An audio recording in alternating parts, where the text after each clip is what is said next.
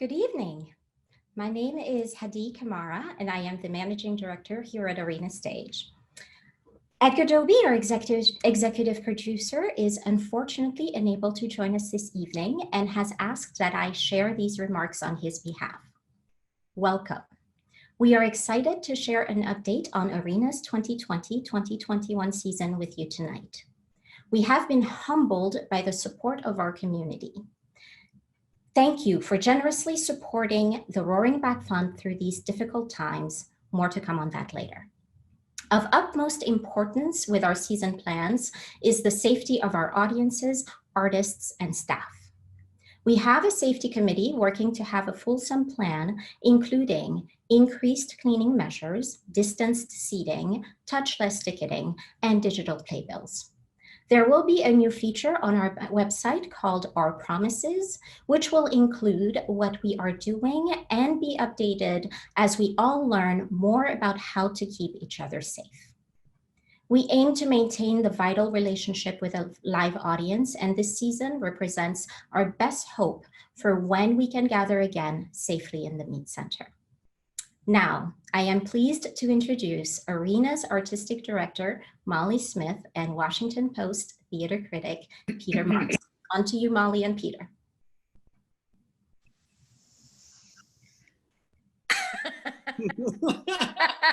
It's magic. Oh my God. Hi, everyone. I am Peter Marks, theater critic of the Washington Post.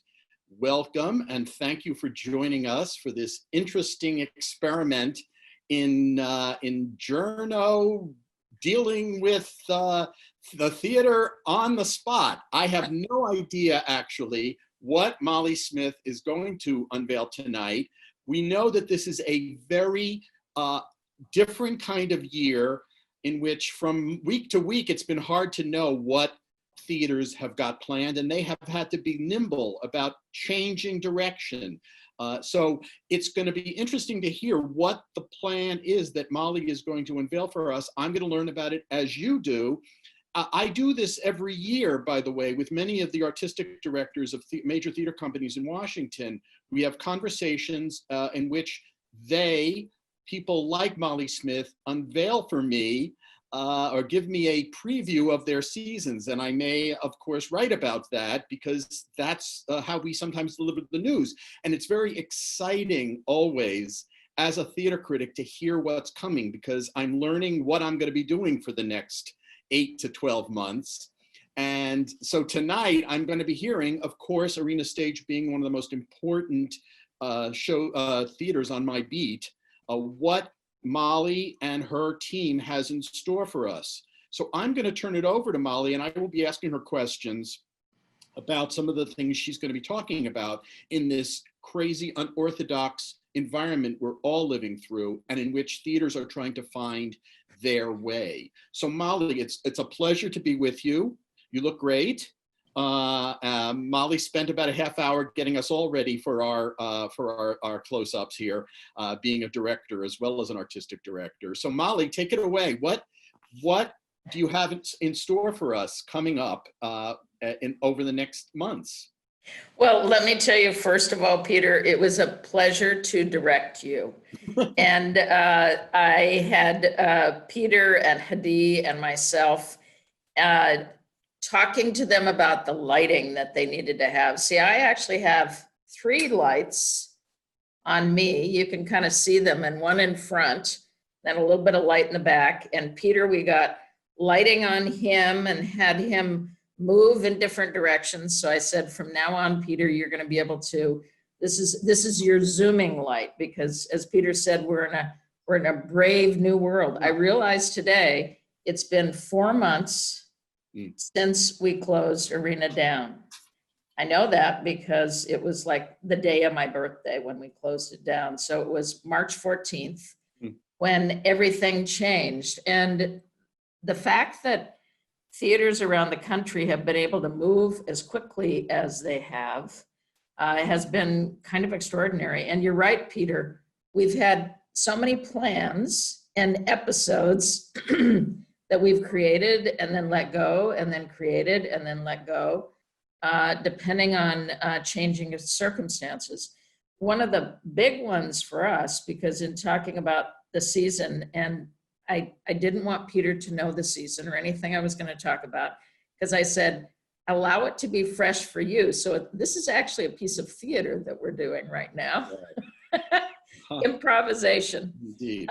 But when I talk about the season, I want to talk about it in more of a holistic way, because one of the things that we have discovered is how powerful our online presence can be. So about a week into the pandemic, I think we started Molly's Salon. We've been doing it now for 14 weeks. We started the Roaring Back campaign. And what I realized, Peter, is that, oh, all right, our physical spaces at Arena Stage are closed, but online can blossom. And then that meant that, oh, I'm not the artistic director within the physical spaces. I'm now the artistic director online. Now, most artistic directors don't pay a lot of focus to what we're doing online in normal times.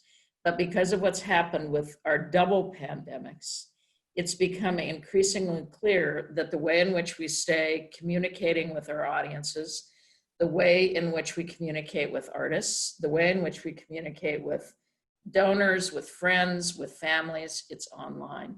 So let's get more sophisticated about it.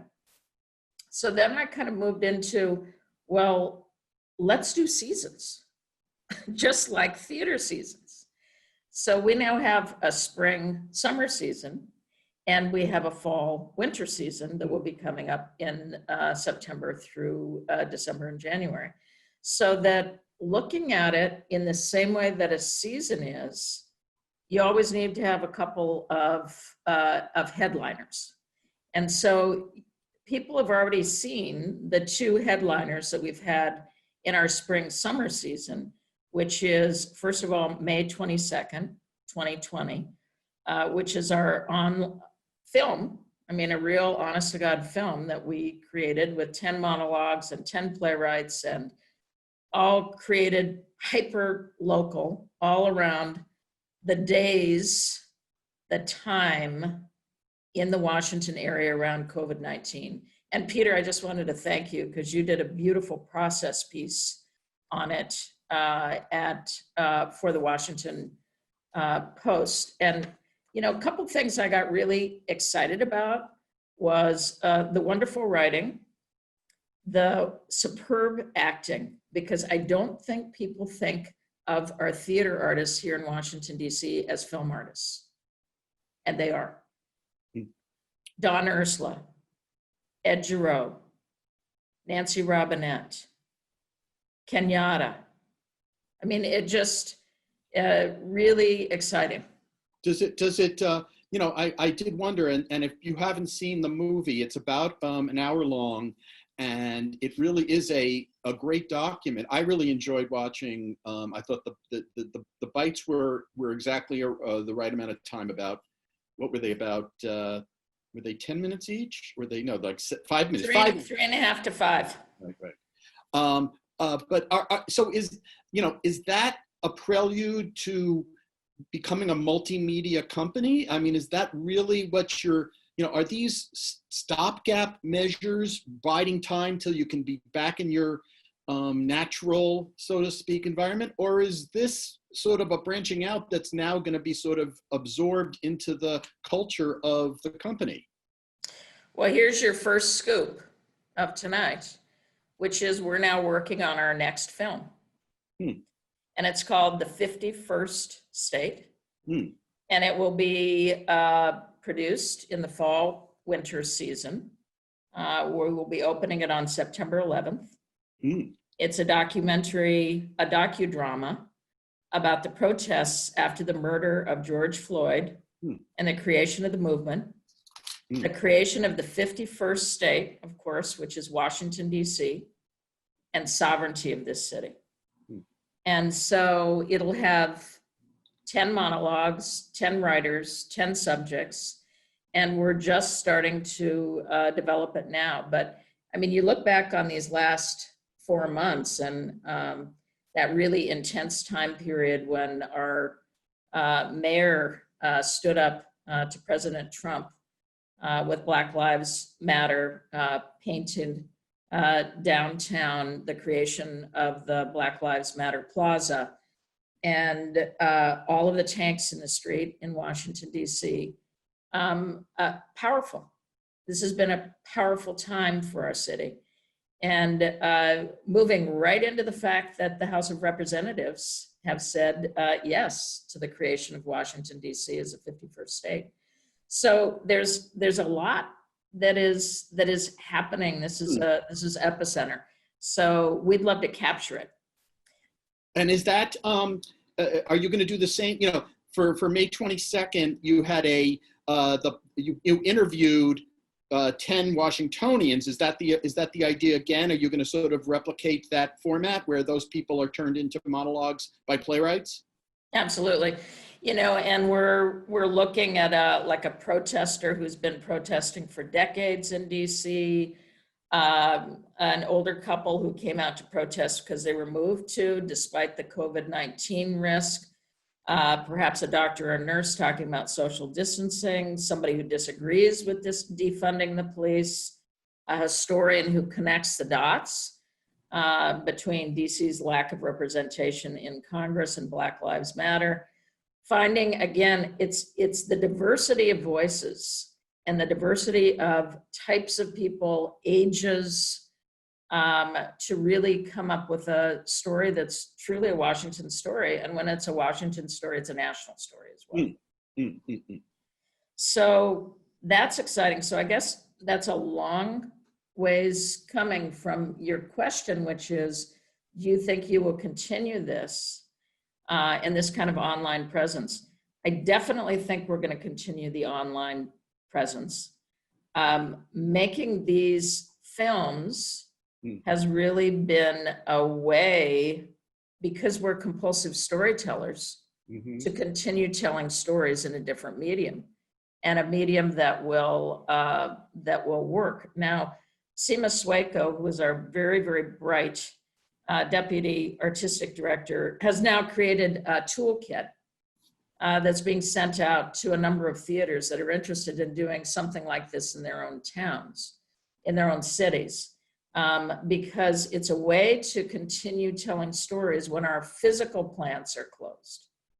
And it's also a way for people to continue being creative in a community. I don't think anybody could see a Nancy Robinette in May 22nd, 2020, and not said, oh my God, she's brilliant on film too. So, so that was one film. Right. We also did another film, which was with our young artists in community engagement, and that was called Inside Voices. And for people who haven't had a chance to see it, it's around 50 minutes long, and over 100 young artists are in it. And they are digging into what was happening in their lives in the midst of the pandemic. And I think people will be surprised at their introspection, surprised at the fact that many of their parents were not telling them what was actually going on, and surprised at the sophistication of these young people and their insight. And tomorrow night on Facebook, there's a watch party. So if you're curious about hearing and thinking about what young people are thinking about during this pandemic, tune in. Oh, it's on Tuesday the 21st. I'm just hearing, Tuesday the 21st. So that's happening. Right. And go ahead. No, I was curious. So is that the film component, or are there other elements of film that you're going to be? Well, there's another one, because there's two then in spring, summer, which we've already put out. And in fall, winter, it will be the 51st state. And the other one is it's called Flash Acts. And we're partnering with Mary Mcbride and the Forum for Cultural Engagement. and Georgetown University's Laboratory for Global Performance in Politics and Theater and Performance Studies, of course, Derek Goldman, on American-Russian 10-minute play exchange on Zoom project. So they are each writing 10-minute plays inspired by the theme of isolation, and they are going to be performed in English and Russian. Wow. So each one of the plays is going to be translated. We'll have a 4 or 5 day festival. We will include conversations with artists from Russia and the United States. We've got playwrights from our side, from America, like Kia Corthron, Idris Goodwin, Jackie Lawton, Craig Lucas, Eduardo Machado, Mary Catherine Nagel, Heather Raffo, Lauren Yee, wow. Deborah Bavort. I mean, we have really superb writers that are doing this. Their plays are already in. They're ready now to go into the translators. Wow. And they're gonna be done on Zoom, and it's called Flash Acts. What's the theme? Are they thematically linked, these 10 plays? Isolation.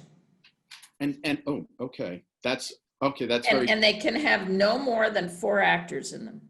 And they will all be done on Zoom, Peter. So it won't be like in the May 22nd or what we're doing with the 51st state, where we're actually going out to film. Sure. These will be in people's homes, but we're hopeful that we may also be able to bring in some designers and composers into it as well. Oh, that'd be interesting, because there is like there needs to be as much theatricality now. I mean, we're also zoomed out, you know, I mean, it's, you know, we all know the form. We stare at these, these cubes all day long. The more you can bring, to me, some kind of other theatrical design elements and the like, the more engaging it will be, at least as far as I'm concerned. And so. Well, I know that you have a large interest in Russia, and I thought that this would be of particular interest to you. Totally. It's Derek Goldman who actually came in and said, boy, I'd really like to have composers, would really like to have designers on this. I think it's a really smart idea. Are there going to be are there going to be Russian playwrights involved too, or yes? So who's 10, picking? So it's 20 plays. Wow. All 20 plays will be in their own language, and then they will be translated. That's very cool. And then within the 4 or 5 day festival that we're having, it'll also be conversations with the writers, conversations with the translators, the directors, the composers. Are they Russians? Are they Russian playwrights in Russia? So they're working from Russia. Who's picking those playwrights? Who's curating them? They have been chosen by people that have been working with Mary Mcbride. So there are different theaters that are involved over in Russia as well. Well, who's Mary Mcbride? You explain to people who Mary Mcbride is. Yeah, Mary Mcbride, she is a singer. She's a musician. She has been working for many, many years, traveling to Russia through Eastern Europe, performing with her band. And she works with the Forum for Cultural Engagement, and she works really matching projects with embassies. You remember that, you know, Woolly Mammoth under Howard Schulwitz tried to have a Russian festival of plays, very avant-garde plays, that got scuttled because the Russian government refused to, I think ultimately wouldn't pay for their underwrite their expenses. Is this under the auspices of Georgetown? Is that how this is happening with Russia? It's kind of a collaboration with all of us, but it's really through Mary's group, the Forum for Cultural Engagement. Okay. That's the umbrella over it, and then Derek and with Georgetown University and Arena are working together. So it's a really nice triad working together, and then working with Russian theaters. Will they be free to view, or are they going to be for pay? Yes. And Free. when is it? Free. Yeah. And when is it? Yeah. When is what? The festival. That'll be probably in September or October. And Mhm. somebody was just asking about a diversity of the playwrights for the 51st state. 9 out of 10 are people of color. So a lot of really interesting writers, some writers that are going to be familiar to people. I'm not going to announce their names because we'll wait until we put out more information about that. You want another PR bang for your buck. Of course. That's exactly right. Of course. That's exactly right. Of course. So one of the other things that is underneath driving online programming for us is master classes. Mm-hmm. And we've created 10 different master classes, playwriting, design, directing, acting, Karen Zacharias, Greg Lucas, Eduardo Machado. They are all doing playwriting classes. Jen Sheets from Marina is doing props. Joe Salasevich is doing costume design. Seema Sueco is doing directing. Ed Giroux is doing Zoom acting. Kurt Hall is doing stage management. Within 36 hours, all of the master classes were filled up. Wow. So that told us something really important, which means that we'll be doing it again in the fall and the winter. Because I think people are really hungry to learn and hungry to learn something different, right, Peter? Well, yeah, I mean, I'm curious. Yeah, oh, absolutely. And I've been trying to find things. I've been taking dog training lessons. I'm not a dog, but I have one. And I'm doing obedience with my Maltese. So that, those kind of, not a master class, but it is, yeah, absolutely interesting. I'm wondering though, Molly, I mean, as you're describing these things, these are not big, big ticket item. You're not going to be making money doing these things, are you? Or is this all underwritten? It's a little bit underwritten. It's a little bit underwritten by, what we have in our artistic development fund. I have a artistic director fund that we've been able to put a little bit of money into. It may be that as we move into classes into the fall, we start charging a bit for them, because right now we've done everything for free. We want to be paying everybody. Right. We are charging for all of our online classes that are Camp Arena Stage. We've had 380 young people who have signed up for it from as far away as Bogota, Colombia. Wow. And a number of people from the West Coast. And we're just finishing our second session. We're ready to go into the third session. We also have an intensive that is around an audition intensive that's only for 20 young people to join this. And I think we already have that class almost filled. So those are paid classes now. We'll look at some paid classes in the fall in terms of adults, because we really wanted to give back to the community in this time where everybody is home, everybody's going stir crazy, and to kind of open up the glory of people like Alejo Vieta, who is a brilliant costume designer who's teaching a costume class. I mean, where else do you get that, right? I mean, it's pretty thrilling. The salon, Molly's Salon, we're in our 14th week now.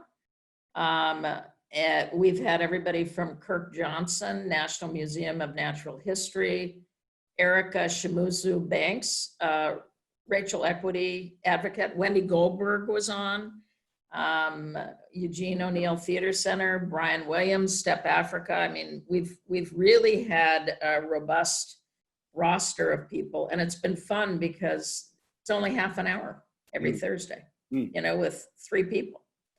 That's worked really well. We've got 45 beautiful gifts of art, including people like Kate Baldwin and the Quarantones singing from Music Man, with her glorious voice. Harriet Foy singing Nina Simone, original choreography by Kristen Pope. Cornelia Smith singing from American Prophet. I mean, it's just When you say gifts, those are people can buy those for other people.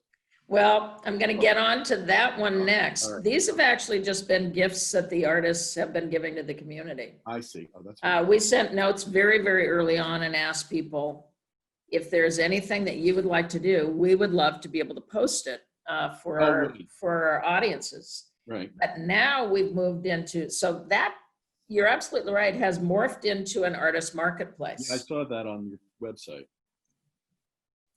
And it was dreamed up by Seema Swayko. She had seen, I think, a Molly salon where Ken McDonald, who's a set designer, was showing these beautiful drawings he was doing. He was doing every letter of the alphabet. So A for Edward Albee, B for Bertolt Brecht, but these beautiful drawings, and she wanted to buy one, and she realized, oh, okay, 62% of all artists in the United States have lost all work, and a lot of them are theater artists. You know, like 90% of theater artists don't have any work. Mm. The delivery service is broken. Maybe Arena could be a delivery service. Mm. And brilliant idea. We now have 18 artists, and I think we're adding another 5 at the end of this month. Nick Rodriguez will do a concert for you. Deborah Lynn Nash is doing Handmade Mass. Newly composed music by Victor Simonson. I mean, imagine surprising your wife on your anniversary with a piece of music that has been written by Victor for your wife. I mean, there's a real beauty to it. Soon to come, and if Nahal is listening, I know that he's been thinking about this, and I really want him to do it. He will write your love letters for you. As long as he doesn't sing Shapoopy again. That's my only request. I love Nahal. I don't want, thank you for telling me that it's not that. Thank you. So, It's not. okay, good. Well, so there's this, you know, kind of smorgasbord of all kinds of sort of innovative ways of using the theater. Is there, you know, how much are you evolving in terms of other kinds of performance? Or is that not really a viable thing right now to do? When you say evolving in terms of performance, what does that mean? Well, are you, you know, you're going to do the festival of Zoom plays, you're doing film. Are there other ways? Is there any way to use your spaces, those, you know, those 3 dark theaters, are they just sitting, do they sit dormant through this? Well, here's another scoop for you, Peter. Okay. You know, the upstairs area in the cafe with that beautiful rock garden? Where Jose Andres once was and became another. Yes, right, once was, and there's a right. beautiful rock garden there, and then Right. you've got the outside in the terrace. Right. We are going to do, starting in September, small, intimate evenings filled with music, cabaret nights. And, you know, music uplifts. It's a balm during these troubling times. Of course, we'll be doing social distance rules.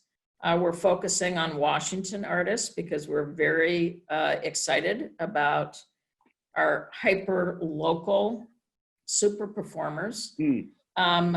Probably we'll be able to get, you know, around 50 to 70 around little cabaret tables going all the way around and probably out to the terrace, be able to pipe music out there. Well, that's a good idea. And then we're working out, although it's not done, potential streaming for these and for productions next season for season ticket audience members who are not yet ready or able to leave their homes. Got it. Because, you know, people who are in their 70s and 80s that may not want to go out, but want to enjoy the theater and have become really sophisticated online because they want to see their grandkids, right? Everybody has become much, much better with this as a way in which to communicate. They can then be part of this as season ticket holders. Would the cabarets be the first time you'd be letting the public back into the building? And when would that start? maybe as early as September. So That's it's what we're still looking fluid. at. Some of this is still fluid. Yeah, it is. It is. Some of it is set now in terms of dates, which I'll get into in just a minute. Okay. But some of it is quite fluid. We think we may be able to do as many as 5 or 6 from September through December. And I think it'll be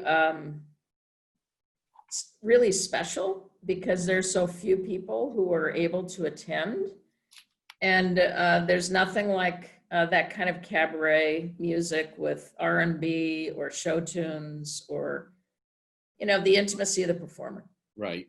So that's, yeah, we're in the midst of that now. And who's curating that? Is someone like do you have someone doing that, or is it Yeah, just? Seema and I have been looking at people and now having conversations with artists, and Hadi is having conversations too. And people are interested, eager, and full of ideas. I think that there are bright eyes about the potential of being able to perform. One of the artists, Nick Rodriguez, just had sent me a note about a week ago because he performed in front of a live audience for the first time in 4 months. And Where? he felt so high. Where did he do that? Oh, he did a cabaret performance? Yeah. I think it was someplace, I'm not sure it was someplace probably in New York. Not in New York in the city, but out in the state. And he just said to be able to do that again, to be able to be in front of an audience. I mean, that's what performers do, right? They perform. It's their art form. And it's been a really difficult, depressing time for everybody to not be in the midst of that, to not be making a salary, all the things that Peter. So being able to find ways through things like the artist marketplace or cabaret, or even if they're small, be able to give that as a moment for people. Is there any thought? I've had a couple of. I'm thinking as you're talking. You're in that great arena's right on the waterfront. This burgeoning part of the city being redeveloped. A lot of construction still, but still, there's a lot of interesting sort of spaces, outdoor spaces. I know we're coming to colder months, but not that cold in the early fall.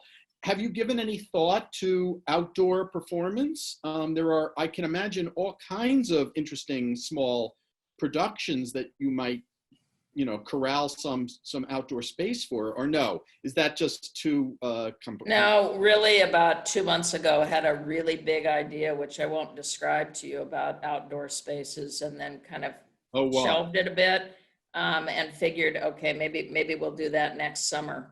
What was the idea? Oh, I can't tell you. I'll whisper it in your ear. Because I want to be able to save that one. Oh, okay. It's a big one. Because it's not programmed, but certainly doing things that are on the terrace at Arena, because that outdoor space can probably hold 50 again. So we have ways to be able to do this. And I think I just was in a phone conversation with somebody today about another possible idea. So I think as things start to just breathe a little bit, we'll have more ideas of ways to perform outside. Because we know audiences are much more eager to be outside, right? Sure, exactly. In fact, there was a concert in Alexandria that we covered, that was very successful. I think a small chamber group or something, but there's more. I mean, there are possibilities, and I figured you would have explored them. So what else you got? Well, how about the season? Okay. Well, that's what I was saying. I want to talk about it in a holistic way. Got it. Because I've had a number of people say to me, well, gosh, you guys, are you doing anything? And it's yes. Since March 14th, our online numbers have gone up 945%. Wow. So that shows how much activity that we have, Peter. And I'm excited about that. Okay. So we're going to be beginning our season if all the gods are with us, and we pray that they are, in mid-January Okay, 2021, got it. to ensure that our staff, artists, and audience can all return. Hmm. So 3 productions were lost when the pandemic hit, and 2 other projects, they're a powerful antidote to this moment. Okay. So this is where we're gonna begin. We are bringing back Celia and Fidel, which opened and closed on one night. Yeah, I didn't get to see it. I know, you canceled that day. I was like, oh my God, he canceled. And then we had to cancel the day after. Right. It was no point at that point. Right. It's by Eduardo Machado. It's sitting now, the set, Oh, in the Arlene and Robert Kogod Cradle. right. It is the set of Fidel's office, and I bet it has a lot of dust on it. And it probably looks more like Fidel's office right now than it did before. Is there a new Fidel? Well, there was a new Fidel that came in, and he is in. Okay. So all 4 of the actors are ready to go. Hmm. And it is this dynamic story of the relationship between Celia Sanchez and Fidel Castro. Right. And the fight and the struggle for the country. And I think it's a beautiful work by Eduardo Machado. And one thing I want audiences to know, like some people may have seen it in a preview, but what happens when artists put a show to bed, 8 or 10 months later, when they do it again, the show has automatically grown. Why? Because they continue thinking, dreaming, going more deeply into it. So I know our rehearsal process, we're going to go real deep, real fast. And so it will be a richer experience for everybody to come and see it. Okay. The next show, and this is a play that is in a box, sitting in a box at Arena Stage. It is Tony Stone by Lydia Diamond, directed by Pam McKinnon. This is in association with ACT. I believe they opened and closed on one night as well. Dawn Ursula plays the lead in this, who is a wonderful Washington actor. Right. It will be in the Krieger Theater. We will open March 12th and run through April 25th.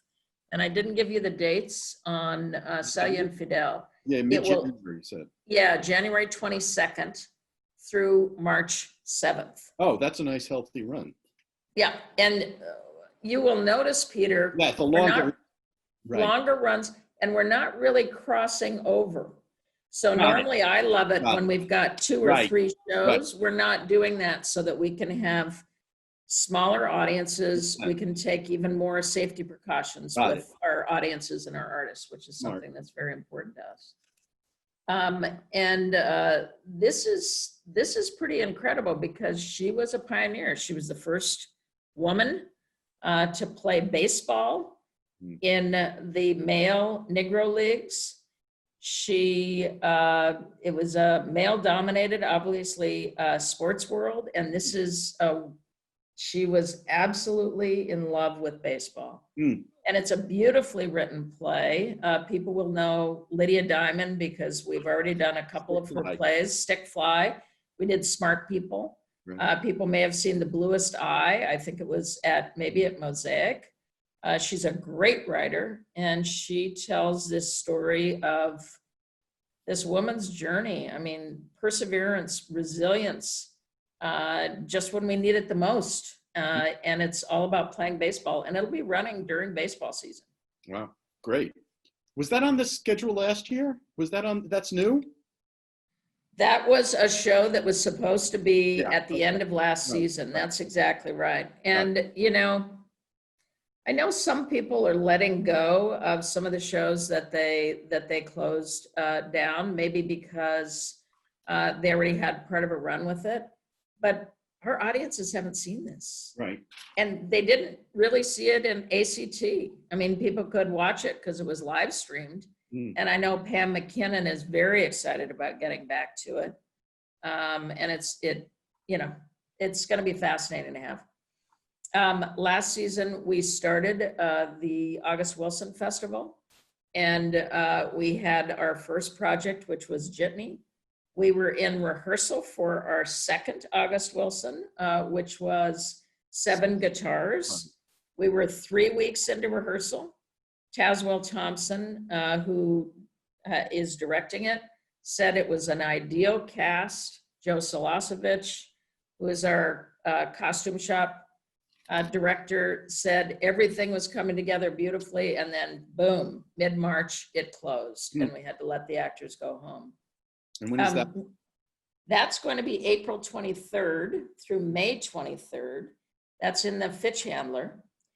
And it's all about the 7 lives which are interconnected when an old friend and blues singer Floyd Barton vows to turn his life around after a surprise windfall leaves him hopeful for a second chance. So we're in phase 2 in Washington of the reopening. If you're in phase 3, which I think is 250 or less, will you be socially distancing? Is that part of the plan?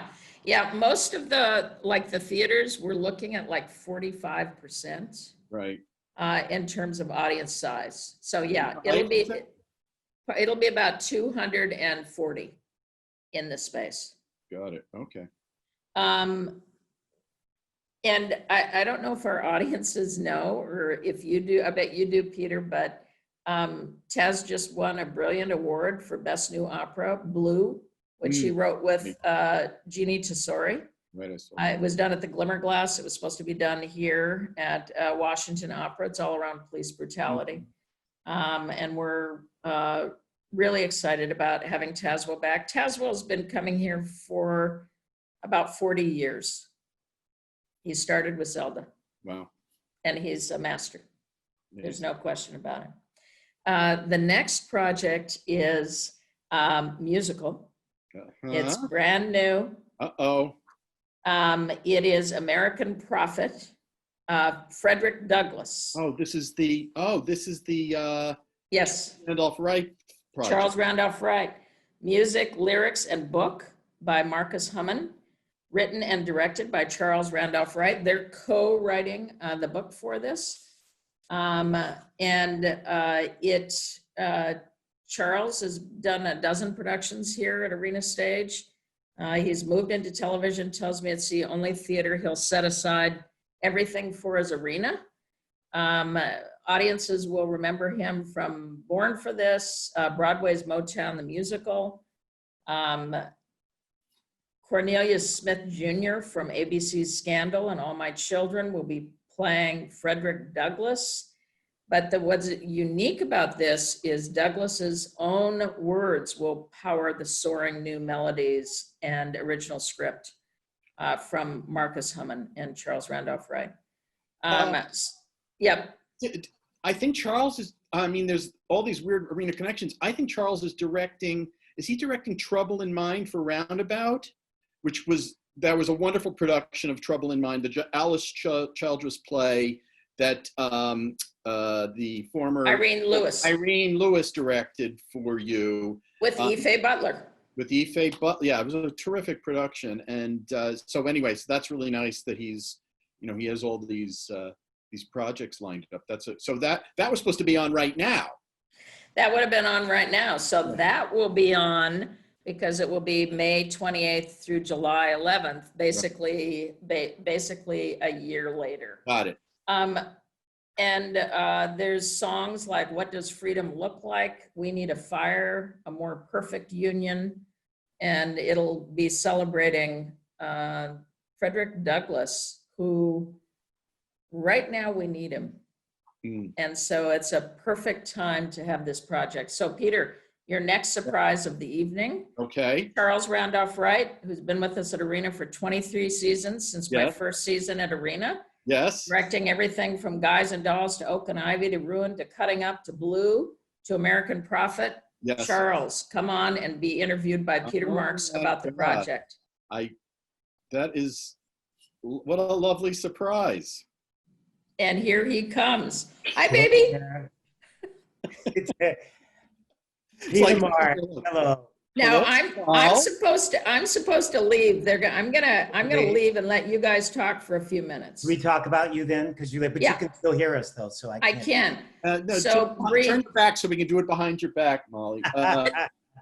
Charles, it's delightful to see you. Congrats. I did not know until Molly said that you were going to appear on the Zoom screen before me. So it's very nice to meet you. I'm your surprise. She said that, and I've been in 4 Zooms today, and I was like, this is the last thing I want to do. And she said, I was like, no. And Peter, I want to thank, because I've been trying to do Trouble in Mind for 12 years. You interviewed me long ago. Yes, about I remember. because we both have this thing, and it's so interesting to finally get it done now. Yeah, because it's right. so important in this environment to do that play.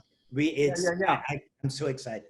Yeah, that's really interesting, Charles. Are you finding, there's so many things to talk about, and we'll probably have a few minutes to talk about it, but are you finding has there been a change in the aftermath of Dear White American Theater, and which people may or may not know about, that there's been a movement, a manifesto sort of issued about the need to, change the whole chemistry of American theater and how we talk about and how people of color are given a piece of the power on many levels. But are you finding more receptivity as a result to projects like Trouble in Mind? I mean, obviously Frederick Douglass was on the boards, and Molly has long been an advocate for work from by people of color on all levels. But is there something in the do you find something changing in terms of even day to day how producers and the like are talking to you?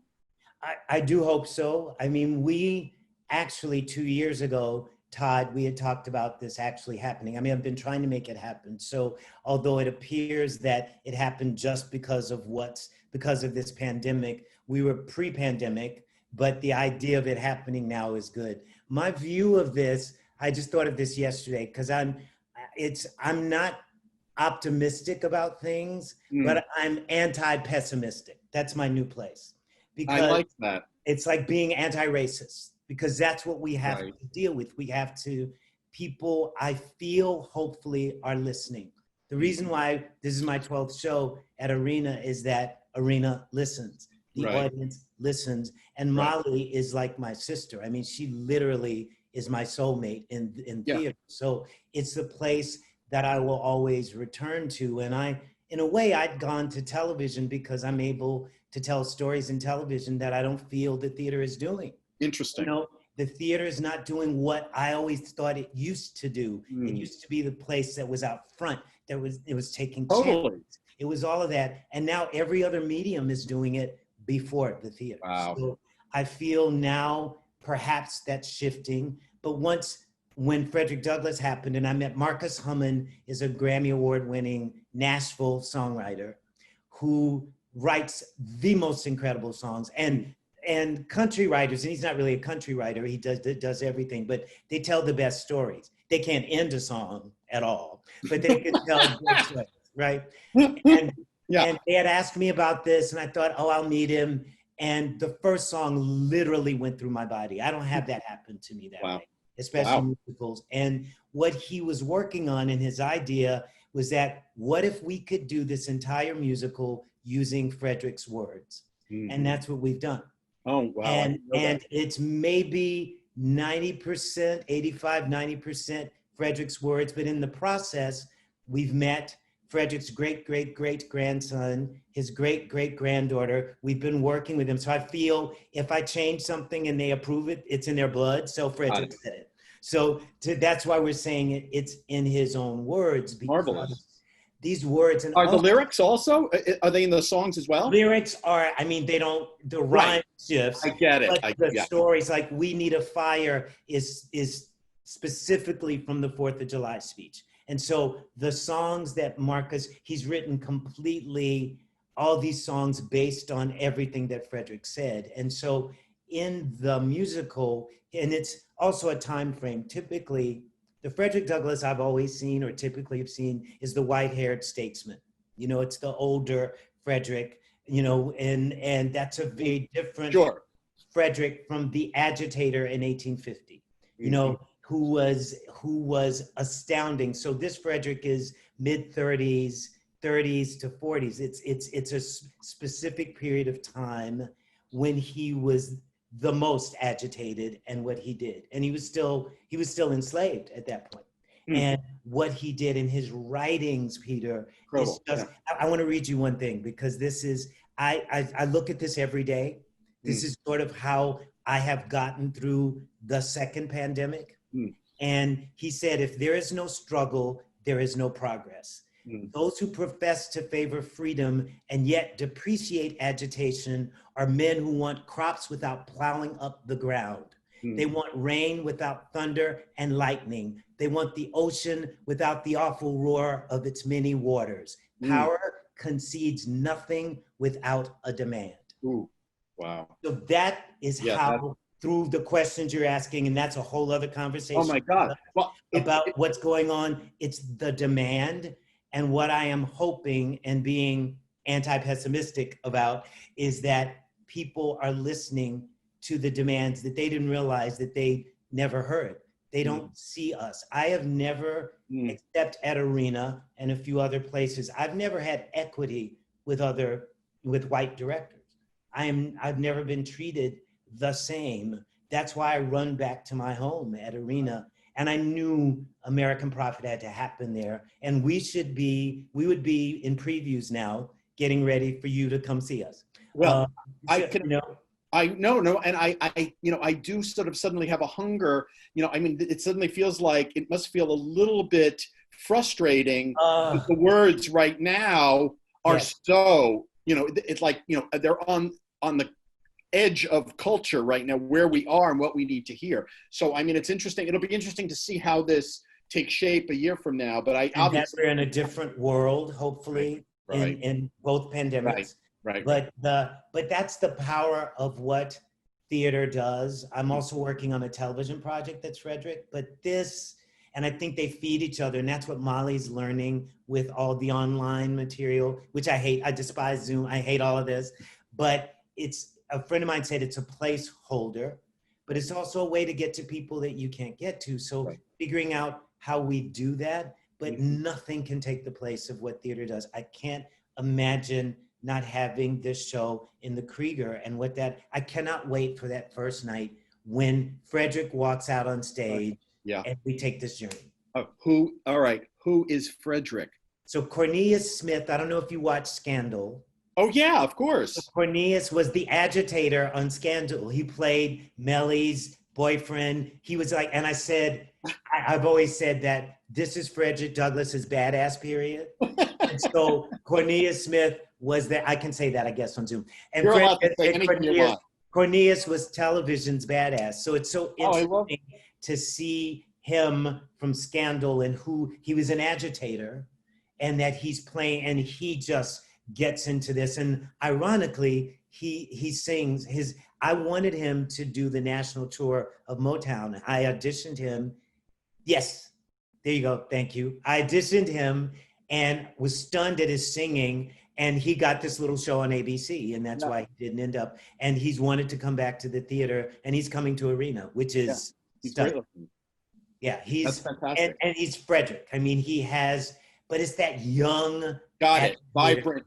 Yeah, you're also, Peter, because we want to get to young audiences. That all these kids that are out there, which is also part of. I'm so thrilled at the mixture, because I was a kid in '68 when we were marching, but it didn't look like this. And that's why there is hope, because this is a different, and the young people that are out there, what they're doing, they need to see this history, because it's not taught in schools, and it's not told to you, and you don't see it on stage, unfortunately. Yeah. So that's what we get to do.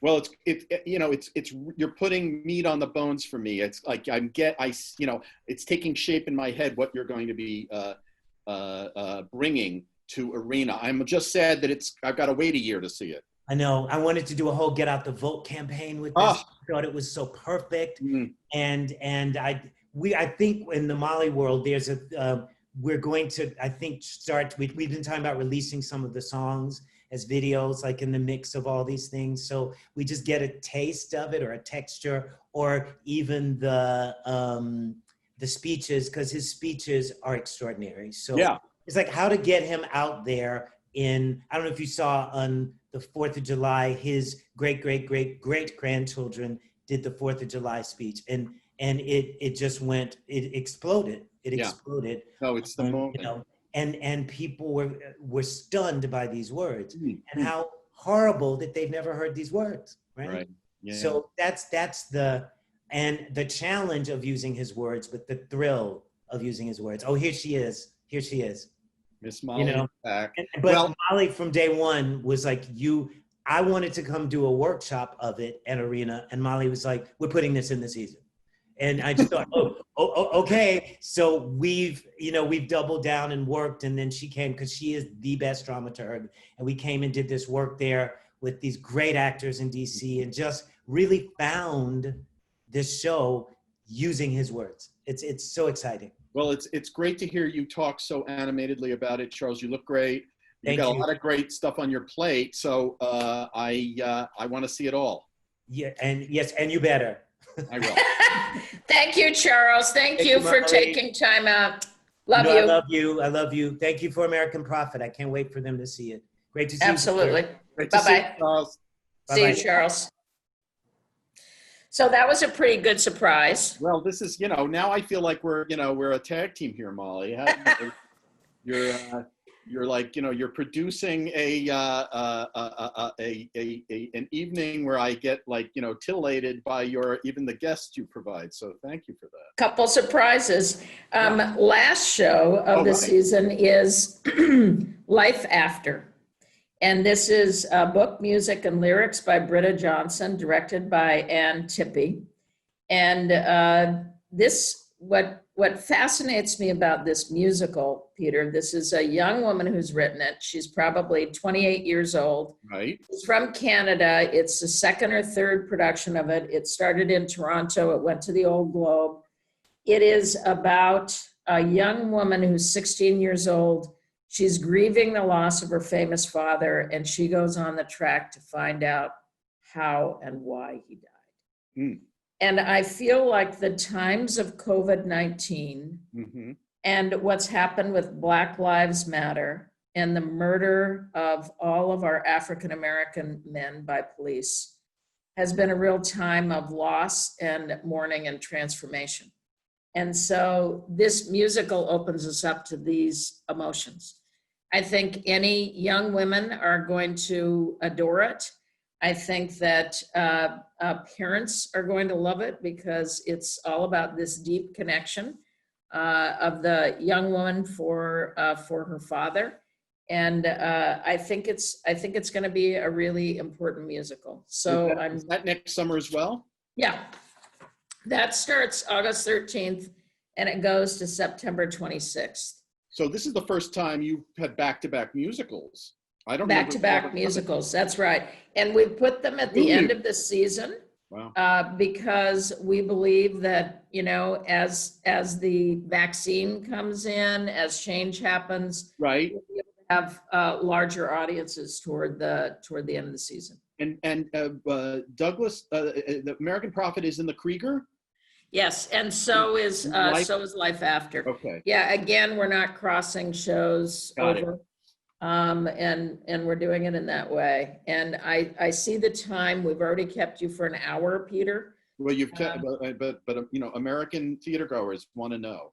American theater goers want to know. And the last big news is, I know you know about our Roaring Back Fund. We've now raised from this glorious audience and donors $1 million. That's great.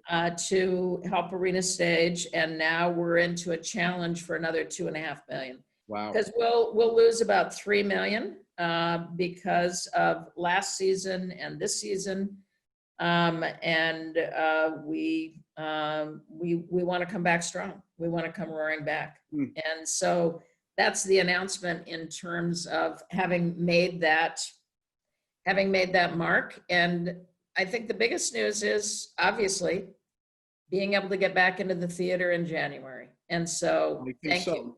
I hope the timeline holds. I mean, that's going to be, it's going to be, time will tell. We'll see what happens. but that's a really encouraging set of revelations, Molly. Well, thank you, Peter, and thank you for being such a great interviewer. And I have to tell you, I had a blast directing you. You can do it anytime, Molly. I'll send you my headshot so you'll have it on file. All right. Yeah. Thank you, Peter. All right. Take care. You take care. Bye-bye.